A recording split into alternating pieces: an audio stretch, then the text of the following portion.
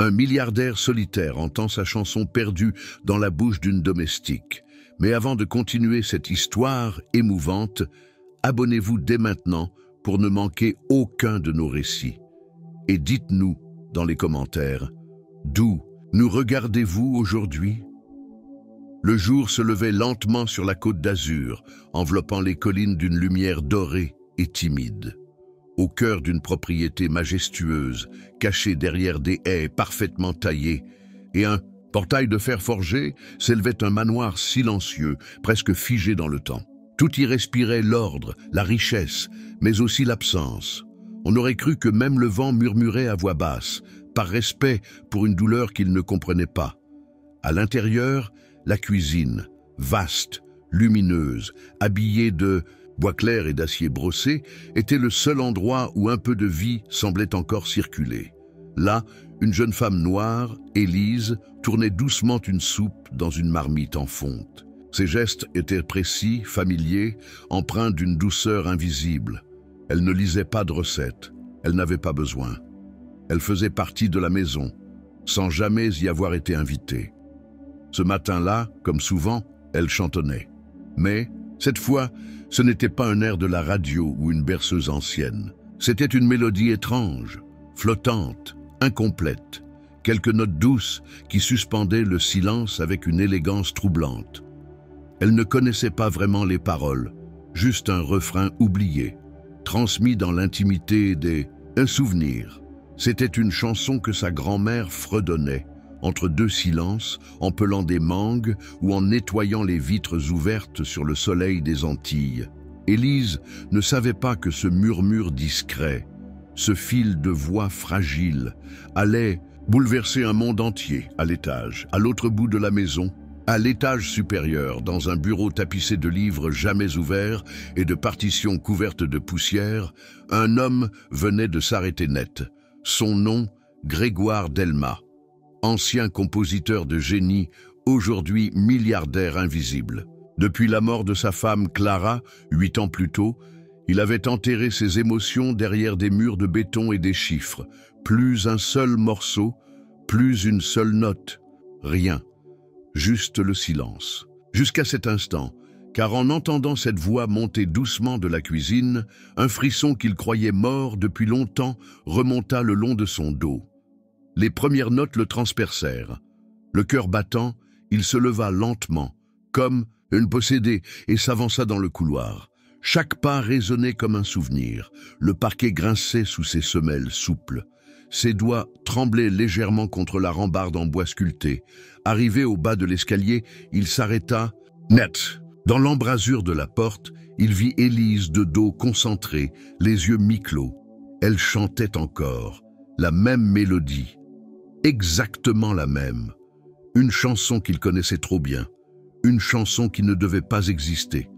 Une chanson qu'il n'avait jamais terminée, qu'il n'avait jamais enregistrée. Une chanson qu'il n'avait jouée qu'une seule fois, à Clara. Et à ce moment précis, le monde de Grégoire Delmas se fendilla d'1 millimètre. Ce n'était pas un rêve. La chanson perdue venait de revenir à lui, dans la bouche d'une inconnue, dans sa propre maison. Et il n'avait aucune idée de comment cela était possible. Il s'appelait Grégoire Delmas, et dans une autre vie, il faisait chanter le monde. À 32 ans, il avait composé certaines des musiques les plus poignantes du cinéma français. On parlait de lui comme d'un prodige, un esprit mélodique, rare, capable de transcrire l'indicible avec une justesse qui serrait le cœur. Il n'écrivait pas avec des notes, mais avec des silences. Il ne cherchait pas à plaire, il cherchait à dire ce que les mots échouaient à exprimer.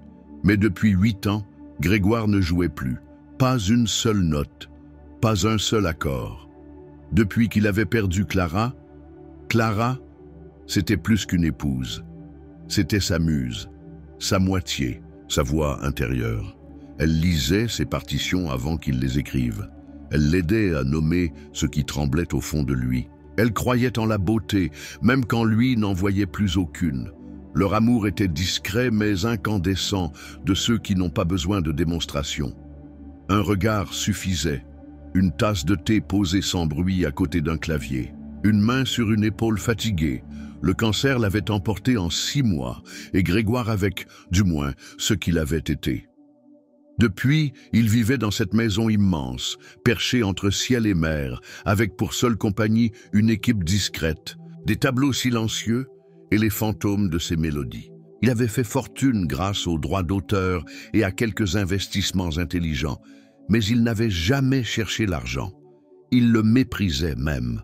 Il n'achetait plus rien, ne sortait presque plus, fuyait les interviews. Il était devenu un mystère dans les cercles artistiques, un génie reclus qu'on ne voyait qu'en photos d'archives ou dans les souvenirs de quelques chanceux. Mais ce matin-là, quelque chose avait bougé. Ce n'était pas seulement une chanson, c'était un fragment d'âme exhumé de la poussière. Et cette voix pure, fragile, posée comme une plume sur une mélodie à moitié oubliée, elle avait réveillé quelque chose de primal, d'intolérable, de vivant. Grégoire descendit lentement les dernières marches, le cœur battant. Dans la cuisine, Élise finissait de chanter sans savoir qu'elle venait d'ouvrir une faille. Dans l'univers clos de son employeur, elle se retourna soudain, surprise par sa présence. « Oh, monsieur Delmas, je suis désolé, je ne vous avais pas entendu arriver. » Sa voix était embarrassée, mais son regard restait droit.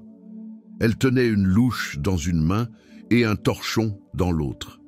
Il y avait sur son visage une lumière, douce, presque maternelle, qui contrastait avec l'austérité du décor. Grégoire resta un instant sans parler. Il la dévisageait, non pas comme on regarde une employée, mais comme on observe un mystère qu'on ne comprend pas encore. « Cette chanson, d'où la connaissez-vous » demanda-t-il enfin d'une voix éraillée. Élise fronça les sourcils, confuse. Je crois que c'est ma grand-mère qui me la chantait. Quand j'étais petite, elle disait que c'était une mélodie d'amour. Perdue, mais je ne sais pas d'où elle vient, vraiment. » Grégoire recula d'un pas. C'était impossible. Cette chanson, il ne l'avait jouée qu'une seule fois. À Clara, une nuit d'été. Sur un vieux piano désaccordé. Il ne l'avait jamais enregistrée, jamais partagée, jamais écrite, et pourtant elle venait de renaître, par la bouche d'Élise. Il n'arrivait pas à parler. Son monde vacillait. Il regarda la jeune femme avec une intensité rare, puis tourna brusquement les talons. Il monta dans son bureau et claqua la porte. Derrière elle, le silence revint. Mais il ne serait plus jamais le même. Le lendemain, Paris se réveilla sous un ciel de coton. Une lumière pâle baignait les toits d'ardoise, les gouttières ruisselantes et les trottoirs encore mouillés par les pluies nocturnes. Dans le manoir silencieux de Grégoire, la routine avait repris ses droits.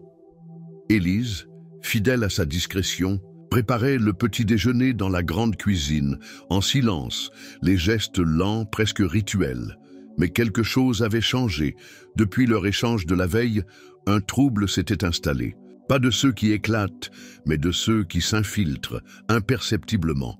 Une tension suspendue entre deux âmes qui ne savent pas encore qu'elles se reconnaissent. Grégoire, quant à lui, n'était pas descendu. Il n'avait pas dormi.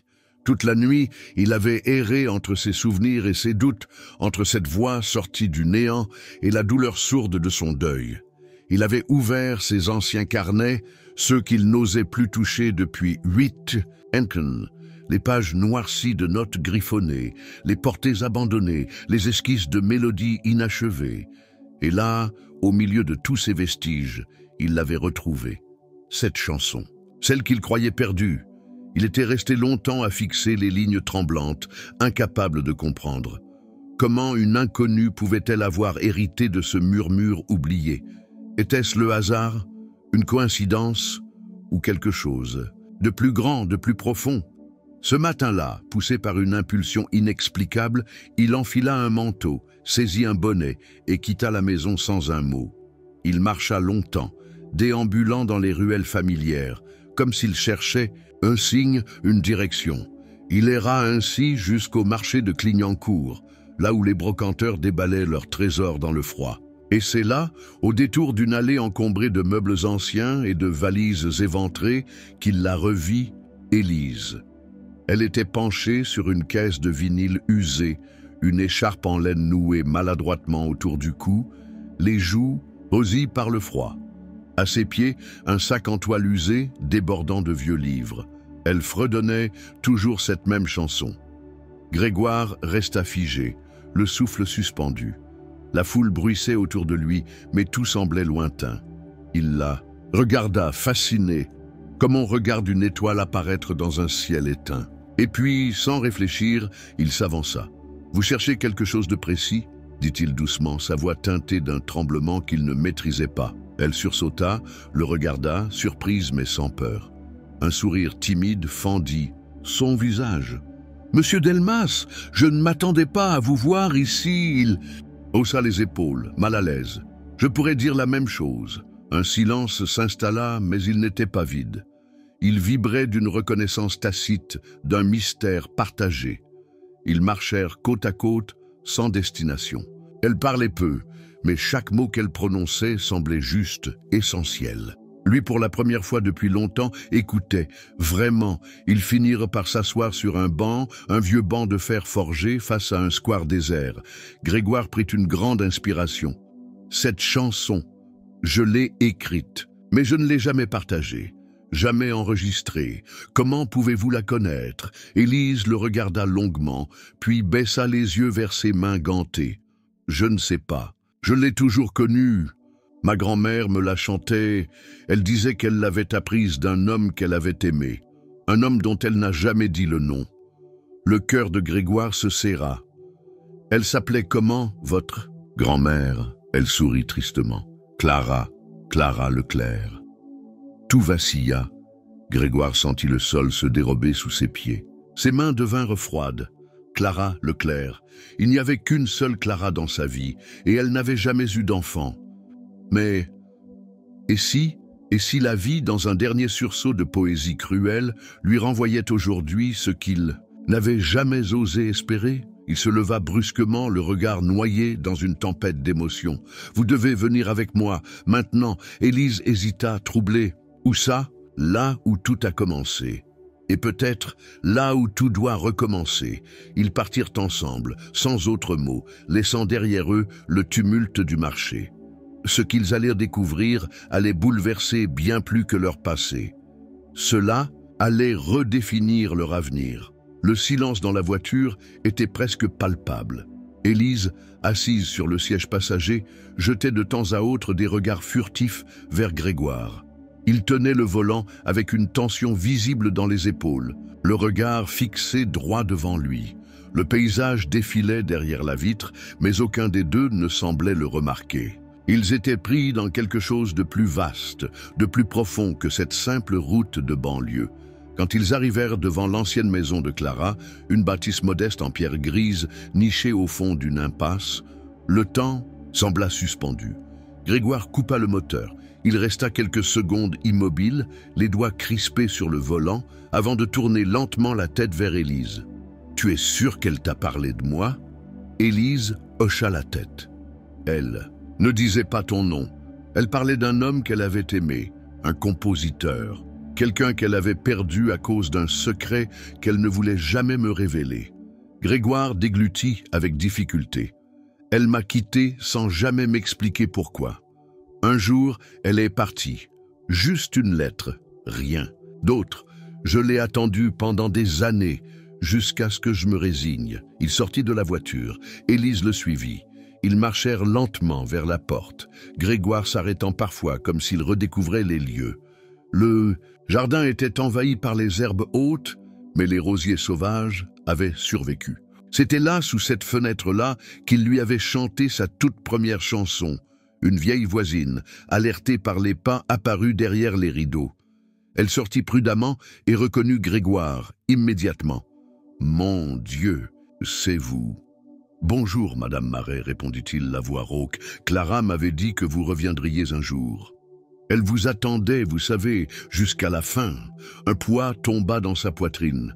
Elle est, la vieille femme hocha tristement la tête. Partie il y a 5 ans, dans son sommeil. Elle parlait souvent d'une jeune femme qu'elle considérait comme sa petite fille, même si elle ne l'était pas vraiment. Elle posa alors les yeux sur Élise, et dans son regard, un mélange de surprise et d'émotion pure. C'est vous? C'est vous, la petite Élise ?» Élise sentit son souffle se couper. Elle n'avait jamais compris pourquoi Clara l'avait recueillie, ni pourquoi cette femme l'aimait avec une tendresse si féroce. Elle croyait que c'était un hasard, un geste de bonté. Mais là, dans les yeux de cette voisine, elle comprit qu'il y avait autre chose. « Qu'est-ce que vous voulez dire par « pas vraiment » murmura-t-elle. Madame Marais hésita. Clara m'avait confié un jour qu'elle n'avait jamais pu avoir d'enfant, mais qu'elle avait élevé une petite fille née dans le secret. Une fille qui venait de quelqu'un qu'elle avait aimé plus que sa propre vie. Elle disait que cet enfant était un miracle, un morceau d'espoir dans une vie brisée. Grégoire recula d'un pas. « Ce n'est pas possible. Elle a laissé une boîte pour vous, » ajouta Madame Marais. « Elle me l'a donnée peu avant sa mort. Donnez-la lui s'il revient, et s'il vient avec elle, m'a-t-elle dit. » Ils entrèrent dans la maison, enveloppés par une odeur d'encaustique et de souvenirs. Madame Marais leur tendit une boîte en bois sculptée, ancienne et poussiéreuse. Les mains de Grégoire tremblaient en l'ouvrant. À l'intérieur, des lettres, des photos et un petit carnet. Élise prit une des lettres. Elle était adressée à Grégoire. D'une écriture élégante et tremblante, Clara y racontait ce qu'elle n'avait jamais osé dire. Leur fille, leur enfant. Elle avait découvert sa grossesse après leur rupture, avait fui par peur de briser sa carrière, de l'enchaîner à un destin qu'il n'avait pas choisi. Elle avait élevé cette petite fille, puis, quand celle-ci était morte trop jeune dans un accident tragique, elle avait recueilli la fille de cette dernière. Élise, puis Grégoire s'assit lourdement sur un fauteuil. Ses jambes ne le portaient plus. Son regard se perdit dans le vide. « Tu es ma petite fille !» Les mots lui échappèrent avant même qu'il ne les pense. Élise, blême, vacilla. Elle s'approcha lentement, comme si elle marchait dans un rêve. Elle s'agenouilla devant, lui cherchant son regard. « Et toi, tu es le seul lien qu'il me reste avec elle. » Leurs mains se rejoignirent. Mais à cet instant, un bruit retentit dans la rue. Une voiture noire, vitres teintées, se gara brusquement devant la maison. 2 hommes en descendirent, silhouette rigide, regard inquisiteur. Élise se redressa, l'angoisse soudain dans le ventre. « Ce sont eux !» Grégoire fronça les sourcils. « Qui ça ?» Elle serra les dents. « Ceux que j'ai fuis. Et ils m'ont retrouvé. » Le silence pesait dans la pièce. Élise n'osait pas respirer, figée par cette montée d'adrénaline brutale. Grégoire, assis encore sur le fauteuil, la main crispée sur la boîte en bois, leva les yeux vers la porte d'entrée d'un air grave. Les pas dehors se rapprochaient. L'écho de bottes fermes sur les graviers du chemin menant à la maison résonnait comme un conte à rebours. Qui sont ces hommes, Élise ? Sa voix était calme, mais quelque chose dans son regard trahissait un instinct de protection immédiat. Ce sont des hommes de mon passé. Je pensais qu'ils ne me retrouveraient jamais, mais je me suis trompé. Grégoire se leva lentement. Il s'avança vers elle, les yeux profondément ancrés dans les siens. « Tu n'es plus seul maintenant.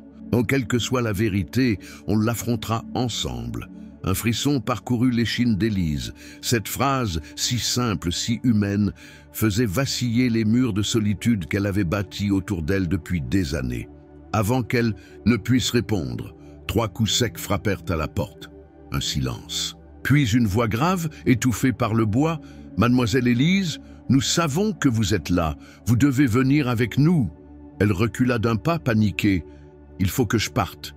Si je reste, ils vous embarqueront aussi. Je ne veux pas qu'ils vous fassent du mal. Trop tard pour ça, tu m'as déjà ramené dans cette histoire, et je refuse de te voir t'enfuir seule. » Madame Marais, toujours présente dans l'entrée, fixait la scène avec effroi. « Il y a une sortie, par l'arrière, à travers le jardin. Elle mène au bois. Vous pouvez gagner la vieille voie ferrée désaffectée. Je vais essayer de les retenir. » Grégoire posa une main sur l'épaule de la vieille femme, profondément émue. « Merci, nous ne l'oublierons jamais. » Ils traversèrent la maison à la hâte. Chaque pièce semblait vibrer des souvenirs de Clara, comme si son âme les guidait. En sortant par la cuisine, ils se retrouvèrent dans le jardin envahi de végétation. Les branches griffaient leurs vêtements alors qu'ils s'enfonçaient dans les fourrés. Derrière eux, les voix se faisaient plus fortes, puis des bruits de pas précipités sur le parquet. Ils avaient compris. Ils les poursuivaient. « Par ici !» souffla Élise courant devant lui. La voix ferrée est derrière cette haie. Grégoire suivait, le souffle court, mais le cœur déterminé. Il n'avait jamais imaginé que sa vie basculerait à nouveau de cette manière. Lui qui croyait avoir tout perdu, se retrouvait désormais à courir dans les bois, protégé par l'adrénaline, par l'espoir, par l'écho d'un amour qui avait traversé les générations. Quand ils atteignirent enfin les rails rouillés, Élise s'arrêta. « Nous devons nous séparer. » Grégoire fronça les sourcils. « Non. Pourquoi? Ils me veulent moi, pas toi. Si tu restes, ils peuvent utiliser ça contre moi. Si je me rends, peut-être qu'ils te laisseront tranquille. Et tu pourras garder la boîte. Les lettres. Ma vérité. Tu crois vraiment que je vais te laisser partir? Tu es ma petite fille, Élise. Je viens à peine de te retrouver. » Elle baissa les yeux, la gorge serrée. « Et si je ne suis pas celle que tu crois?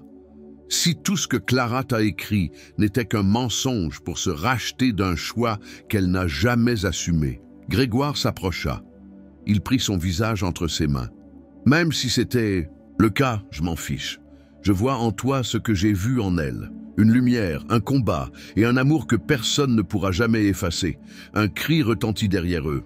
Ils se retournèrent. Une silhouette venait de surgir des buissons, l'un des hommes. Il les avait trouvés. Il leva une arme. Visait Élise. Ne bougez plus.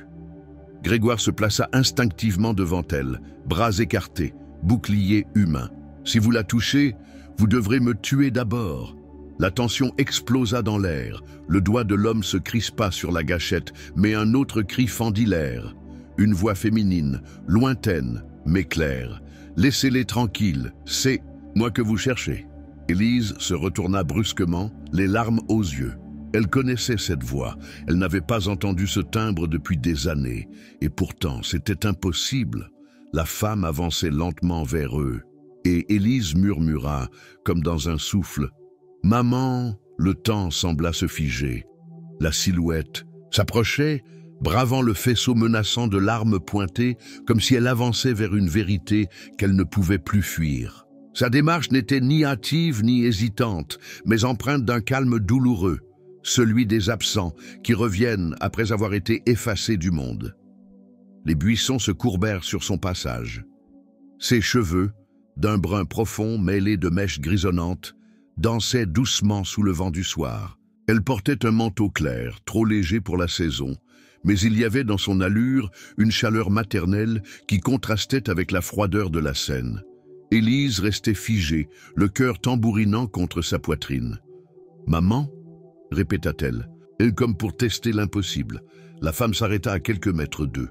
Elle jeta un regard rapide à l'homme armé, puis fixa Élise droit dans les yeux. « Oui, mon amour, c'est moi. » La voix, bien que plus rauque qu'elle ne s'en souvenait, portait cette intonation unique qu'Élise reconnaîtrait entre mille. Ce timbre qui, enfant, l'endormait le soir en fredonnant les mêmes berceuses. Elle fit un pas en avant, les jambes tremblantes. Grégoire restait entre elles, hébété. « Tu étais morte. On m'a dit que tu étais morte dans un accident, » murmura-t-il, déchiré entre l'incrédulité et la colère. « C'est ce qu'il devait croire, » répondit la femme. « C'est ce que je devais faire croire, pour vous protéger. » L'homme à l'arme hésita. Il recula légèrement, dérouté. D'un geste discret, la femme lui fit signe de baisser l'arme. Après une seconde de tension pure, il obéit à contre-cœur. « Je leur ai demandé de ne pas intervenir, de me laisser faire. C'est moi qu'ils cherchent. Et si tu me laisses parler, Élise, je vais tout expliquer. » La jeune femme ne répondit pas. Une larme silencieuse coula le long de sa joue. Elle baissa les yeux, les poings fermés. Pourquoi? Pourquoi tu es parti? Pourquoi tu m'as laissé seul? Parce que j'étais un danger pour toi. Je travaillais pour des gens, disons, puissants. Et quand j'ai voulu sortir de ce monde, j'ai compris qu'ils ne me le permettraient pas. Alors j'ai organisé ma mort. J'ai effacé toutes les traces. J'ai fui. Mais je n'ai jamais cessé de te suivre, de loin. Je savais que tu grandissais, que tu t'en sortais. et je t'ai laissé vivre, libre de moi, de mes choix, de mes fautes. » Grégoire n'en croyait pas ses oreilles. Il regardait cette femme avec des yeux grands ouverts, comme s'il voyait un fantôme. « Tu es la fille de Clara. » Elle hocha la tête. « Oui, et tu es mon père.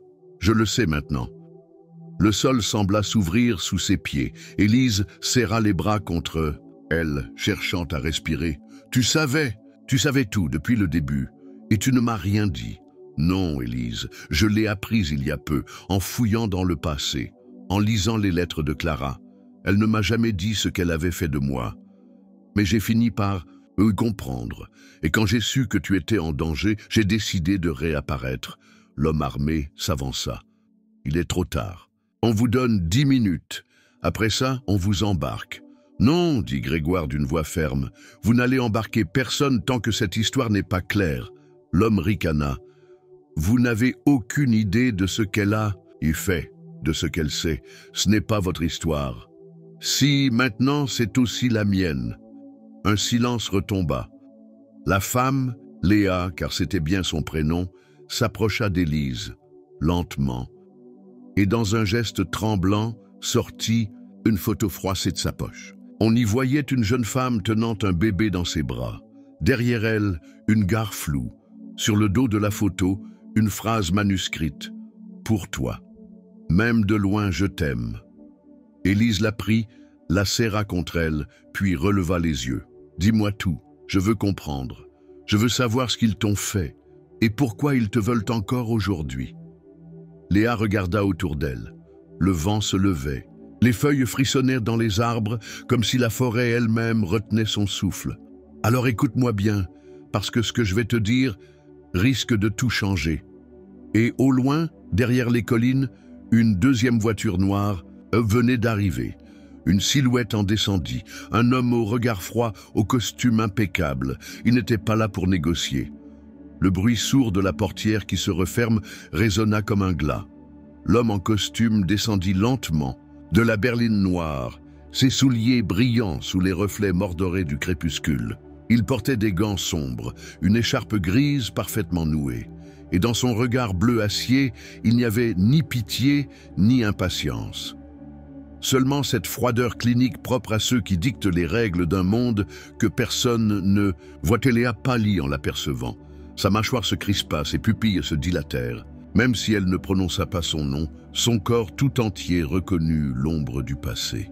« Il ne devrait pas être là », murmura-t-elle, presque pour elle-même. « Qui est-ce » demanda Élise, instinctivement, en reculant d'un pas.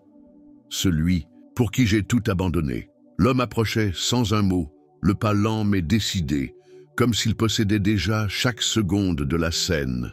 Deux autres silhouettes sortirent du véhicule, des hommes massifs, en noir, oreillettes enfoncées, regards balayants. « Léa !» dit-il enfin d'une voix grave et maîtrisée. « Que de nostalgie, on dirait que tu aimes les retrouvailles. » Elle ne répondit pas.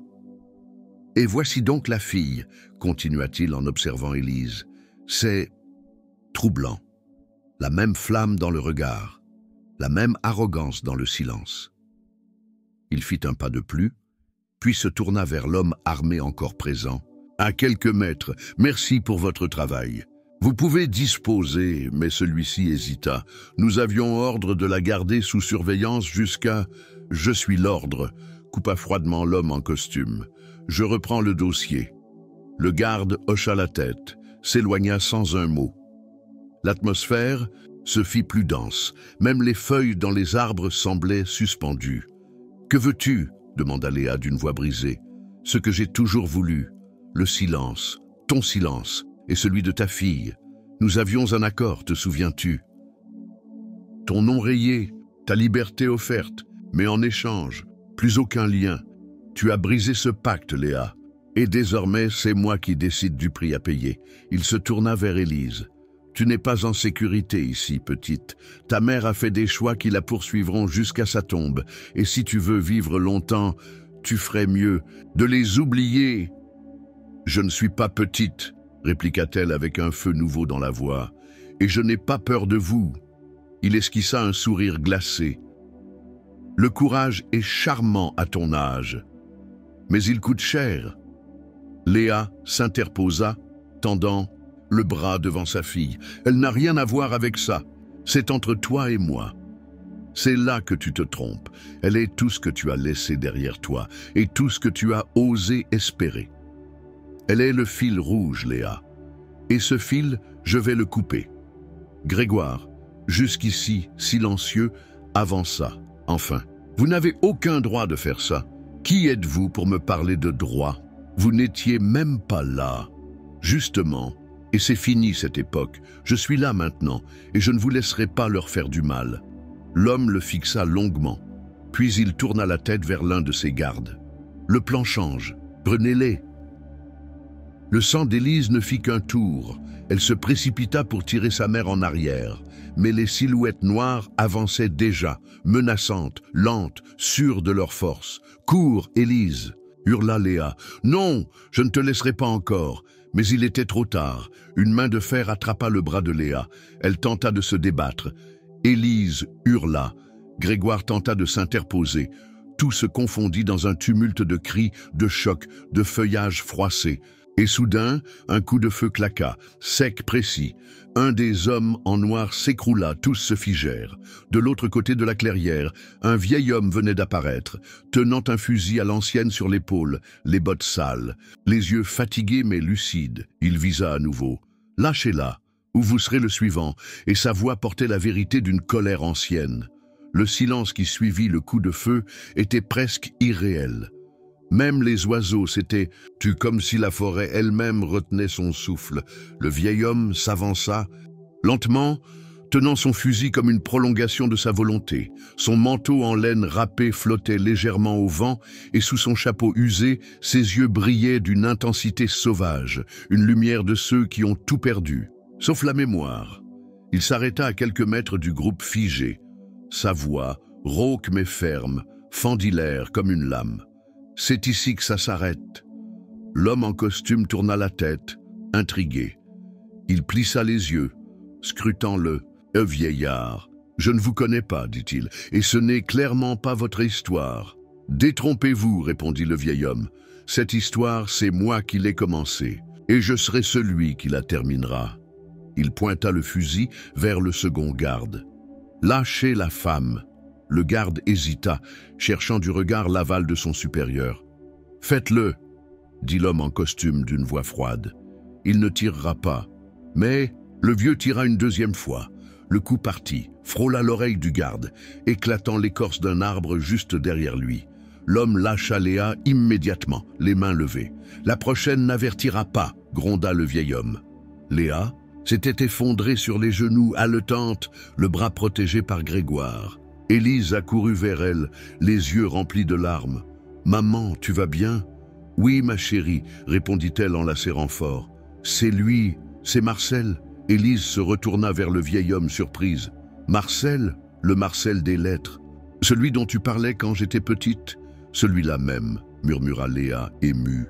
Marcel, en effet, était autrefois le frère d'armes de son père, un homme disparu depuis longtemps, censé être mort dans un incendie volontaire orchestré.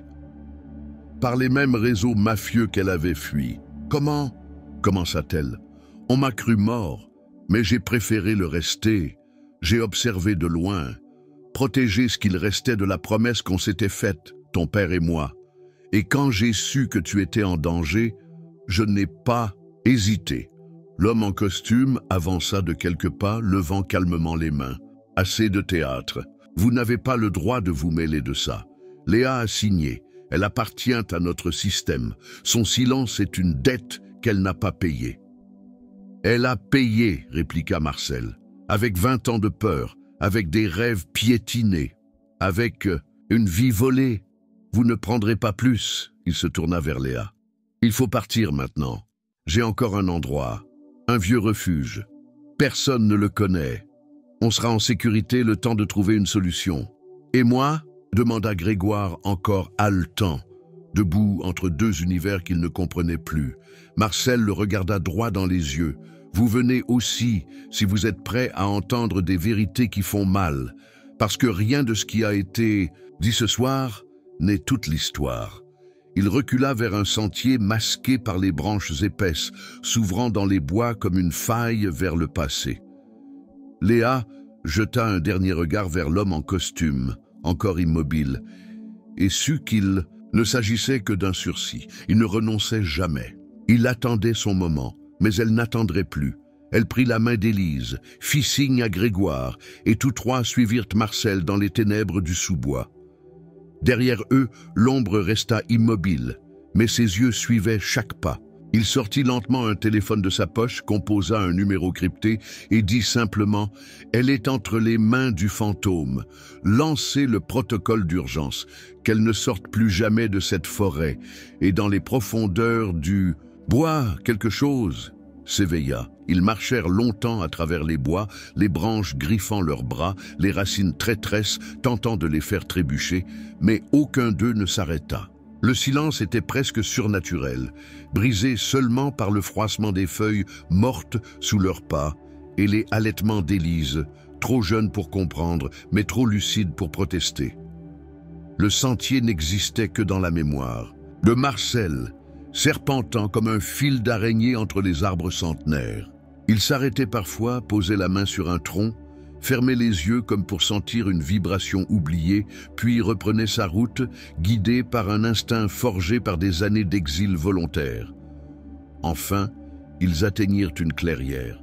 Au centre, à moitié avalée par la mousse et le lierre, se trouvait une vieille bâtisse en pierre, basse et large, avec un toit d'ardoise fendu et une porte massive en bois renforcée de fer. Les volets fermés semblaient dormir, mais un frisson traversa Léa. Ce lieu avait connu des histoires, et toutes ne s'étaient pas bien terminées. Marcel poussa la porte avec une clé rouillée pendue autour de son cou. L'intérieur exhalait une odeur de bois humide et de souvenirs enfermés. Des étagères remplies de bocaux, des livres à la reliure craquelée, un poêle ancien au centre, encore intact. Sur une table, un carnet en cuir, posé là comme s'il attendait depuis des années. « On est en sécurité ici », dit-il doucement. Grégoire referma la porte derrière eux. Il scrutait le lieu, fasciné, entre crainte et admiration. Tout en ce refuge parlait d'un autre temps, un monde où les gens se cachaient, non par honte, mais pour préserver des vérités trop dangereuses à exposer. « C'est ici que votre père et moi venions quand les choses devenaient... » « Impossible, » expliqua Marcel. « C'est ici qu'il a écrit ce carnet. » Léa s'approcha lentement, ses doigts effleurant la couverture. Elle l'ouvrit. Les premières pages étaient ancrées d'une écriture familière, des dates, des noms, des lieux, mais aussi des aveux, des décisions prises sous la menace, des secrets trop lourds pour les tribunaux, trop brûlants pour les journaux. Elle lut à voix haute un passage. « Ils m'ont fait choisir, où je perdais ma famille, où je... » Elle signait ce silence. « J'ai choisi la vie. Mais ce n'était pas la mienne que je sauvais. » Ses mains tremblaient. Grégoire posa une main sur son épaule, mais elle ne le remarqua même pas. Elle tourna les pages, et plus elle lisait, plus le monde qu'elle croyait connaître se fissurait. Son père n'avait jamais été le complice passif qu'on lui avait décrit. Il avait été un pion, un otage, un résistant silencieux. « Il voulait que tu le trouves, » dit Marcel. Il savait qu'un jour tout se répéterait. Il n'a pas pu empêcher la première vague, mais il espérait que tu serais celle qui stopperait la seconde. Un craquement se fit entendre à l'extérieur, un bruit sec comme une branche brisée volontairement. Marcel se figea. Il alla rapidement vers une trappe dissimulée sous un tapis usé. « Par ici, » chuchota-t-il, « on n'a plus beaucoup de temps. Ils nous ont suivis, » murmura Grégoire. « Non, pire, ils nous attendaient déjà. » Et pendant que les battements de leur cœur s'accéléraient, un projecteur se braqua soudain sur l'unique fenêtre, traçant une silhouette menaçante dans la lumière aveuglante. Une silhouette familière, mais que personne n'aurait imaginé revoir ici. Elle porta lentement un doigt à ses lèvres et chuchota dans un murmure glacé. « Chut, vous allez réveiller le reste. » La lumière crue du projecteur figea tout le monde. Marcel, d'un geste vif, referma la trappe en silence, dissimulant l'accès au sous-sol sous le tapis élimé. Grégoire serra Élise contre lui, ses yeux fixés sur la silhouette à la fenêtre. Quant à Léa, le carnet toujours en main, Elle reculait lentement comme si elle espérait devenir invisible dans l'obscurité du refuge. De l'autre côté de la porte, un silence oppressant s'était installé. La silhouette n'avait pas bougé, mais chacun ressentait son regard brûlant à travers le bois, comme un feu ancien revenu réclamer ses cendres. Marcel fit un signe. Ils devaient descendre. Maintenant, la trappe s'ouvrit de nouveau et ils s'y glissèrent un à un, refermant derrière eux avec précaution. L'échelle grinça sous leur poids, les menant dans un sous-sol voûté, aux murs de pierre suintants. Des lampes à huile reposaient sur une étagère. Marcel en alluma une, révélant une pièce oubliée du monde, mais il y avait plus. Derrière une armoire en fer rouillé, il actionna un levier dissimulé. Un cliquetis retentit, suivi d'un déclic sourd. Un pan du mur pivota lentement, révélant une ouverture étroite. À l'intérieur, une chambre minuscule, tapissée de journaux jaunis, de photos punaisées et de schémas reliés entre eux par des fils rouges, comme une toile d'araignée du passé. Au centre, un lit de camp. Et, posé dessus, une boîte, noire en bois verni, sans serrure, sans inscription. « C'est ici que ton père venait réfléchir, » dit Marcel à voix basse. Quand tout devenait trop confus, quand il ne savait plus en qui avoir confiance, Léa s'approcha lentement, les yeux rivés sur la boîte. Son cœur battait avec violence. Elle tendit la main, hésita, puis souleva le couvercle. À l'intérieur, des cassettes audio. Toutes marquées à la main, avec une écriture tremblante, certaines datées de plus de 20 ans, d'autres récentes, trop récentes. Elle en prit une, au hasard. Sur l'étiquette, « Pour Léa, quand tu sauras ». Elle regarda Marcel, les yeux pleins de questions. Il hocha doucement la tête. Dans un coin de la pièce, un magnétophone à piles reposait sur une table poussiéreuse. Grégoire l'attrapa, souffla sur les boutons, inséra la cassette. Un grésillement. Puis, la voix de son père, plus rauque, plus fatiguée qu'elle ne l'avait jamais connue. « Si tu écoutes ceci, c'est que j'ai échoué à te protéger, mais pas à t'aimer. » Elle ferma les yeux, les larmes coulant lentement sur ses joues. « Tout ce que je n'ai jamais pu dire est ici. Tout ce que j'ai fait. Pourquoi j'ai fui. Pourquoi j'ai trahi. Et pourquoi, malgré tout, tu dois continuer. Parce que le danger que j'ai fui est revenu. Mais cette fois, c'est toi qu'ils veulent. » Un bruit sourd retentit au-dessus d'eux. Quelqu'un venait d'entrer dans le refuge. Pas une tentative discrète, une entrée volontaire, méthodique. Des pas résonnaient sur le plancher. Une voix grave s'éleva, froide comme la lame d'un couteau. « Vous ne pouvez pas vous cacher éternellement, Léa. Le passé revient toujours. » La voix était celle d'un homme qu'elle n'avait jamais entendu, mais qu'elle reconnaissait pourtant dans chacune des pages du carnet. Et soudain, tout prit un autre sens. Ce n'était pas son père qu'il poursuivait, c'était elle, depuis le début.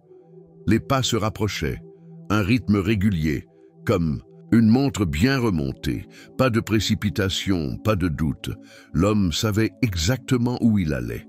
Dans le sous-sol, les respirations s'étaient suspendues. Seul le magnétophone, encore allumé, diffusait la voix brisée du père, comme une prière chuchotée dans un monde qui avait oublié Dieu. « Ils m'ont fait choisir. Entre la vérité et votre sécurité, j'ai choisi. Mais le choix vous revient maintenant. » Léa sentit quelque chose se fissurer en elle, une armure intérieure qu'elle portait depuis toujours, faite de silence, de résignation et d'absence. Elle se redressa lentement, ses yeux brillants dans la pénombre. Ce n'était plus une enfant effrayée. C'était une femme prête à affronter ses fantômes. « Il faut qu'on sorte d'ici », dit-elle d'une voix ferme. Marcel ouvrit la bouche pour protester, mais s'arrêta en voyant son regard. Ce n'était pas une demande, c'était une décision. Ils éteignirent la lampe à huile et remontèrent un par un. Léa, la dernière, tenant dans sa main la cassette comme un talisman. Le salon était plongé dans une semi-obscurité, éclairé uniquement par les raies de lune filtrant à travers les volets mal fermés. Et là, au milieu de la pièce, se tenait l'homme grand, droit, une présence qui avalait l'espace, costume impeccable, cheveux poivre et sel soigneusement coiffés, regard d'un gris d'acier. Un sourire froid flottait sur ses lèvres, comme s'il venait de saluer de vieilles connaissances. Léa. Enfin, elle ne répondit pas. Son cœur battait à tout rompre, mais elle ne recula pas. Elle sentit Grégoire se rapprocher derrière. Elle prêt à intervenir.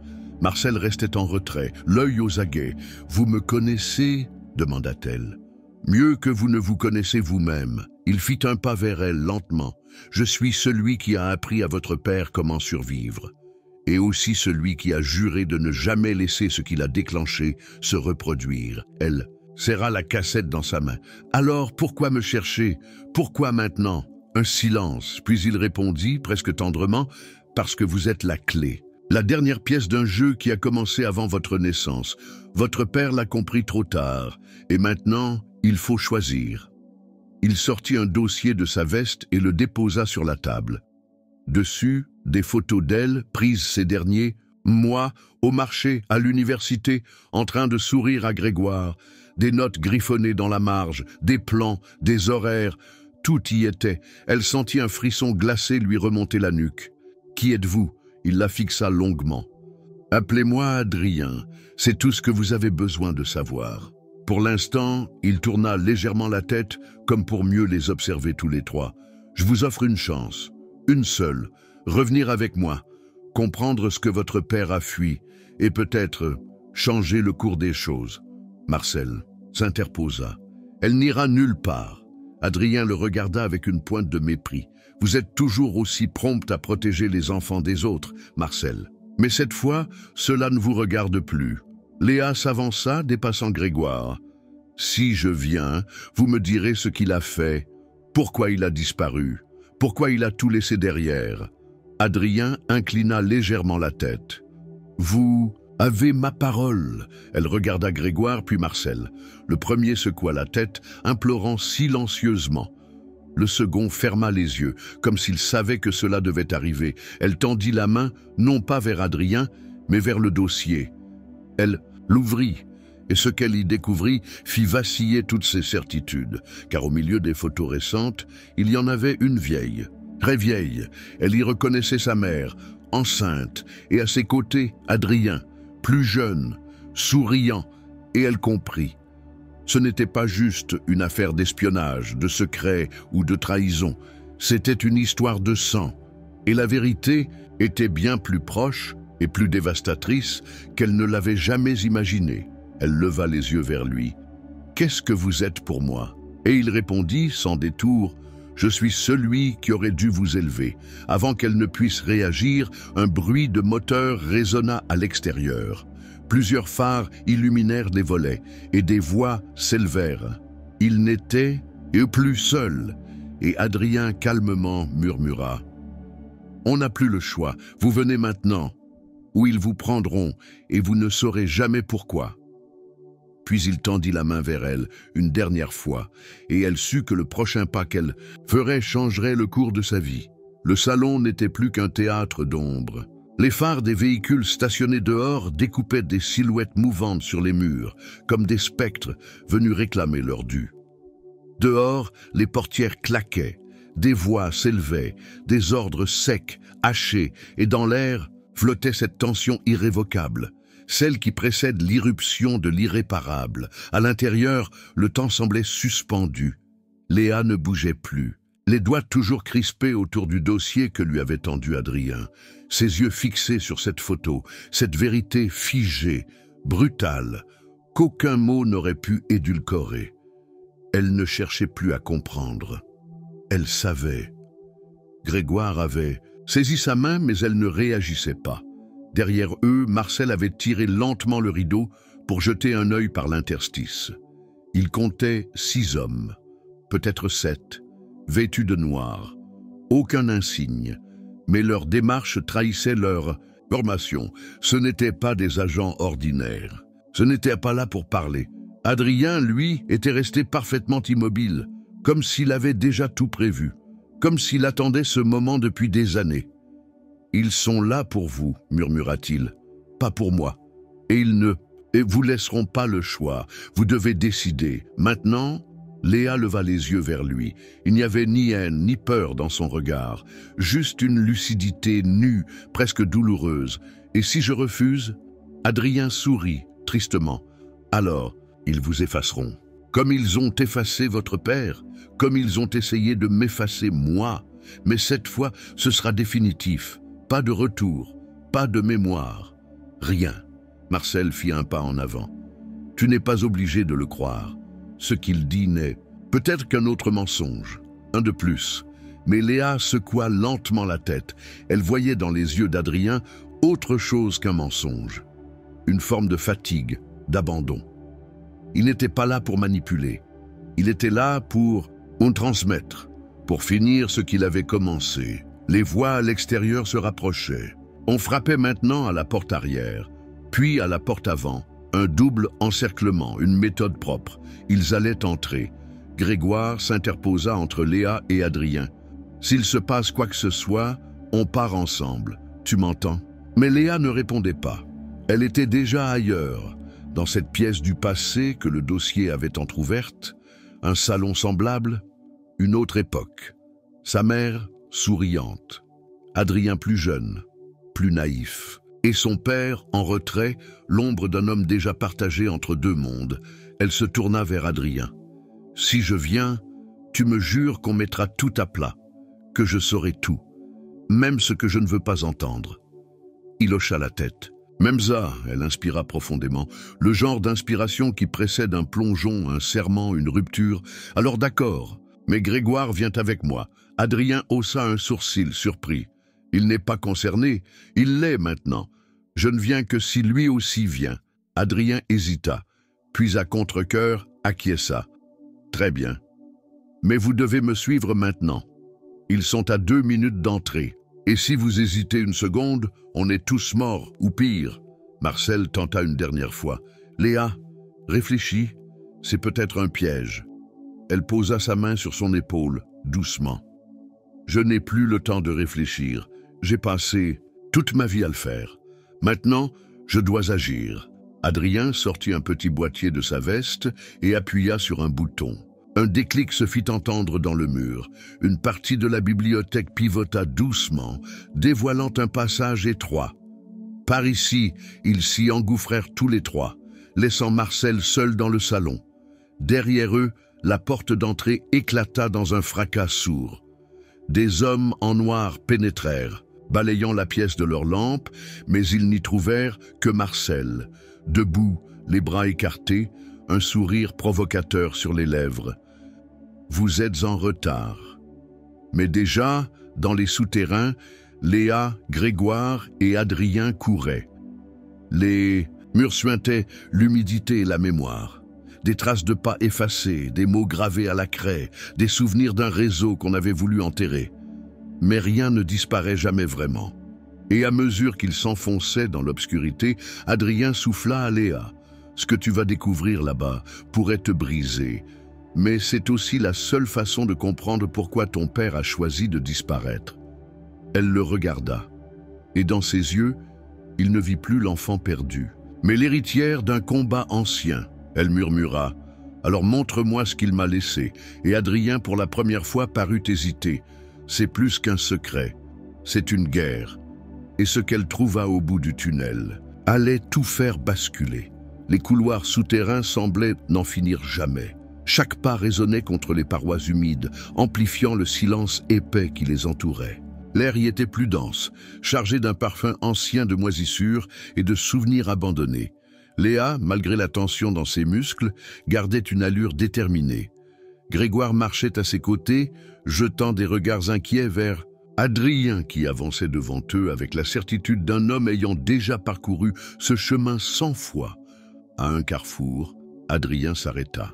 Il sortit une clé usée d'une chaîne qu'il portait autour du cou et l'inséra dans une serrure dissimulée derrière une plaque métallique rouillée. Le cliquetis du mécanisme résonna comme un battement de cœur. La porte s'ouvrit, lentement, dévoilant une pièce faiblement éclairée par des lampes à huile suspendues au mur. Ils pénétrèrent dans ce sanctuaire figé dans le temps. Des cartes, des photos en noir et blanc, des plans griffonnés à la main tapissaient les murs. Au centre, une longue table encombrée de documents, de bobines d'enregistrements audio et d'un vieux magnétophone à bande. Mais ce qui arrêta Léa dans sa marche, ce qui coupa net sa respiration, fut la silhouette assise au fond de la pièce, un homme. Les traits marqués par le temps, les cheveux grisonnants, le regard perdu dans un vieux cahier. « Papa !» Le mot s'échappa de ses lèvres comme un souffle, un cri silencieux. L'homme releva lentement la tête. Ses yeux se posèrent sur elle. Et tout vacilla. Il se leva. Son visage, que Léa n'avait connu que dans des souvenirs flous, dans des photos effacées, prenait vie devant elle. Léa, elle recula d'un pas, prise entre l'instinct de fuir et le besoin irrépressible de comprendre. « Tu es vivant, depuis tout ce temps, oui. » Elle serra les poings. La colère, le choc, la douleur, tout se mêlait dans sa gorge. « Et tu n'es jamais revenu. Pas une lettre, pas un appel, rien. » Il avança, les mains ouvertes. « Je ne pouvais pas. Il me surveillait. Je devais disparaître pour vous protéger. Nous protéger. Tu nous as condamnés à vivre dans le doute. Maman est morte sans jamais comprendre. Et moi, j'ai grandi avec un vide. » Il baissa les yeux, incapable de soutenir son regard. « Je sais, et je ne demande pas ton pardon. Je suis désolé, Léa. Mais ce que j'ai découvert, ce qu'il faisait, je ne pouvais pas faire autrement. » Grégoire s'interposa doucement. « Léa, tu n'as pas à tout accepter. Tu as le droit d'être en colère. » Mais Léa le repoussa d'un geste. « Je veux comprendre. Tout. » Son père désigna le magnétophone. « J'ai tout enregistré. Chaque détail, chaque preuve. Ce que je vais te révéler va changer ta vision. De cette famille, de cette ville, de ce que tu crois être la vérité. » Elle s'approcha lentement puis s'assit en face de lui. Grégoire resta debout près de la porte. Adrien, lui, se tenait en retrait, les bras croisés, silencieux. Son père enclencha la bande. Une voix se fit entendre. La sienne, plus jeune, plus nerveuse. Journal de François Delorme. Jour 1. Ce que j'ai vu aujourd'hui dépasse tout ce que j'aurais pu imaginer. Et alors que la bande défilait, que les révélations se succédaient, l'air se chargeait d'un poids nouveau. Léa sentait son cœur battre plus fort à chaque mot. Des noms, des dates, des meurtres maquillés, des manipulations génétiques, une organisation tentaculaire infiltrée dans tous les échelons du pouvoir local. Elle sentit sa gorge se nouer. « Tu faisais partie de ça ?»« Non, j'ai tout quitté dès que j'ai compris, et ils ont voulu me faire taire. » La bande s'arrêta brusquement. Silence, Léa leva les yeux. « Et maintenant ?» Il la fixa, le regard brûlant. « Maintenant, tu dois décider si tu veux continuer à vivre dans l'ombre ou si tu veux exposer la vérité. Mais sache-le, une fois que tu franchiras cette ligne, il n'y aura pas de retour possible. » Elle resta silencieuse, puis murmura « J'ai toujours vécu dans l'ombre. Il est temps d'en sortir. » Mais au moment où elle prononçait ces mots, un bruit sourd résonna derrière eux. La lumière vacilla. Quelqu'un ou quelque chose approchait. Le bruit se rapprochait, sourd et irrégulier, comme une série de pas hésitants mêlés à des frottements sur la pierre. Léa échangea un regard instinctif avec Grégoire, dont les yeux s'étaient immédiatement dirigés vers l'entrée du tunnel. Adrien, quant à lui, avait déjà sorti un vieux revolver de sa veste, vestige d'un passé qu'il semblait n'avoir jamais vraiment quitté. Son père se leva lentement, comme s'il reconnaissait ce son. Il s'approcha d'un panneau électrique dissimulé derrière une étagère, tira un levier rouillé. Les lumières clignotèrent, avant de s'éteindre complètement, plongeant la pièce dans une obscurité presque totale. Seules quelques lueurs vacillantes des lampes à huile subsistaient. « Ils nous ont retrouvés », murmura François. Le silence qui suivit était assourdissant. Léa sentit son cœur battre dans ses tempes. Une goutte de sueur glacée glissa le long de sa colonne vertébrale. Elle se souvenait de ses rêves d'enfance, de ses cauchemars où elle courait dans des couloirs sans fin, poursuivie par des ombres sans visage. Mais cette fois, ce n'était pas un rêve. Une silhouette apparut dans l'encadrement de la porte. Un homme vêtu d'un manteau noir long, le visage caché par une capuche. Il s'arrêta juste à l'entrée, comme s'il évaluait la scène. « Léa Delorme, dit-il d'une voix grave, presque douce, Vous n'auriez jamais dû venir ici. » Grégoire s'interposa. « Qui êtes-vous » L'homme ne répondit pas. Il leva lentement sa main droite, révélant un petit appareil métallique aux lumières clignotantes. « Si vous écoutez encore une seule bande de cet endroit, ce que vous appelez vérité deviendra votre condamnation. » Adrien arma son arme. Reculez. Mais l'homme sourit, un sourire invisible, seulement perceptible dans l'inflexion de sa voix. « Vous croyez vraiment que c'est si simple ? Tout ce que vous savez n'est qu'un fragment.